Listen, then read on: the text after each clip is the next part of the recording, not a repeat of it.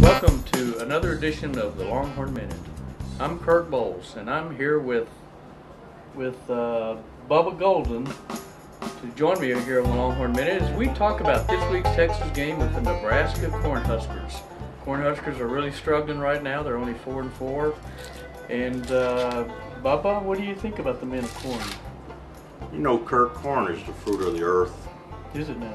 Yeah, my mama used to make corn all the time. She cooked it every day, Kirk. And, you know, one of these days I'm going to get out of the sports writing business and open me up a cornfield. You promise? Yeah, I promise. Because I already know how you make corn. I mean, there's millions of ways to make it. Cornbread, cornbread muffins, corn starch, corn chowder, fried corn, corny dog. On that note, let me interrupt here a second. Bill Callahan, Nebraska coach for now. He may be winding down his tenure at Lincoln. He may have 4 games left, and personally I think he's probably on the hottest seat in the country. They're talking about replacements. I think Greg Schiano at Rutgers might be a great replacement because he runs the ball, he plays tough defense. Yes, he does. And you know, another good running coach, Dennis Francione, likes to run the ball. Coach Fran. Maybe they should just trade the places. So your thoughts on Coach Callahan? Well, I think Coach Callahan's on the hot seat, just like you said, Kirk, but they'd probably be better off if they went off after Cedric Cornbread Maxwell.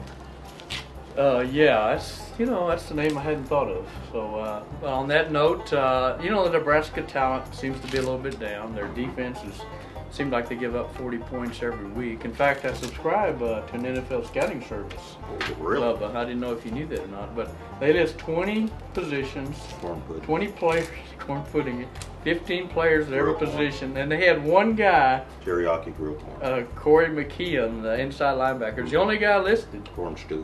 Corn stew, and so I think their talent level is a little bit down, don't you, Bubba? I think the talent level is down, but you know what? There are a lot more than one big recruit in your recruiting service, and there are a lot of different ways to fix this corn. That one there? This corn right here. You could put that a lot of places, I bet. Corn pops. Corn pops. Corny dogs. And corn pops. Yeah. On that note, you know, why don't we go to our reader email? Why don't I go to another ear of corn? Or just go, either way.